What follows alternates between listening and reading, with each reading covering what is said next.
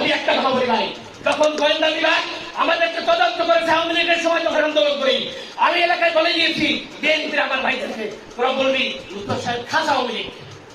আমি এইভাবে বলে দিয়েছি গোয়েন্দা বিভাগ গেলে বলবি লুৎফর সাহেব খাস আওয়ামী লীগ, সে বঙ্গবন্ধু ছাড়া কিছু বোঝে না।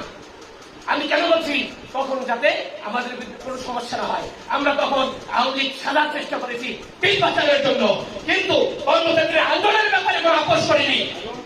আজকে কেন এক দাবিতে আমরা বিভাজন সৃষ্টি করব? আজকে কে আওয়ামী লীগ কে বিএনপি এই কথা কেন আসবে?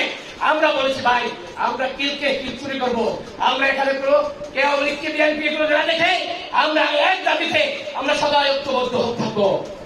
আমি বলবো আওয়ামী লীগ আমলে অনেক নেতারা আওয়ামী লীগ সাথে অনেক অফিসার আওয়ামী লীগের ছিল না, আজকে কি আওয়ামী লীগ আছে? তাদের দাবি অফিসাররা কিন্তু তাদের দাবি সব বাস্তবায়ন করে নিচ্ছে। আমরা এই কর্মচারীরা একত্র হইতে পারি না, আমাদের বাধ্য হবে না। আমি আজকেও গত 2 দিন গত রাত্রে আমি সারদার ভাইকে বলেছি ভাই আপনার হাতে এবং পায়ে ধরছি, তারপর আমরা ঐক্যবদ্ধ কর্মসূচি করতে চাই, প্লিজ আমার আর কোনো বৈষম্য হবে না, আপনার পায়ে ধরি আমি। আর কি বলবো আপনাদের কাছে প্রশ্ন, এখানে সালদার ভাই বলেছিল সেদিন ঢাকা মেডিকেলে বিষয় বলেছি, সালদার ভাই আপনি বলেন তো আমরা 22টি সংগঠন একত্র হয়েছি, আপনি ছাড়া আপনার সাথে আর কারা আছে আপনি আলাদা যোগ করতে চান? বলে আরো 10-12টা সংগঠন হয়েছে। আমি বললাম যদি একটা নাম বলেন, উনি বলতে পারলেন না। আজকে এখানে যদি সব সংগঠন বাংলাদেশে এসে থাকে, আমি মনে করি আমাদের আজিম ভাই এবং বদরুল ভাই সংগঠন আসে নাই, কিন্তু তাদেরকে আমি শ্রদ্ধার সাথে বলেছি আজিম ভাই আপনি আমার বড় ভাই, আপনার বিবেক দিয়ে আপনি আমাদের পরিচালনা করবেন, আপনাকে আমরা চাই। সে বলেছে ইনশাআল্লাহ। এখন আমি মনে করি আজকে যে নেতৃত্ব আমাদেরকে দেখেছে, বাতের পাতিলায় অনেক বাদ থাকে, একটা টিকলি বোঝে বাদ হয়েছে না হয়েছে।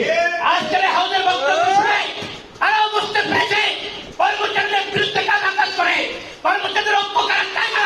আজকে নেতৃত্বের কাছে আমি বিচার দিতে চাই, যারা কর্মচারীদের বিরুদ্ধে কাজ করে, কর্মচারী ঐক্য চায় না, আপনারা কি তাদের সাথে থাকবেন না কর্মচারীদের ঐক্য চাই তাদের সাথে থাকবেন?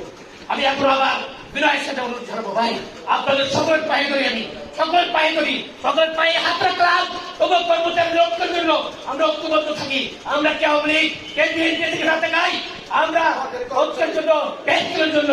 আমি সরকার ভাই আবারও বলি আপনার পায়ে হাত দিয়ে বলি, আপনি ভাই আমার ওদের সেদিকে যাই না, এই কি করে এগুলো 5 তারিখের পরে 5 তারিখের প্রোগ্রাম যাতে আমরা বাস্তবায়ন করতে পারি ঐক্যবদ্ধ হবে, সেই আহ্বান দেখে আপনাদের সবাইকে ধন্যবাদ জানিয়ে আমার বক্তব্য শেষ করছি। ইনশাআল্লাহ প্রোগ্রাম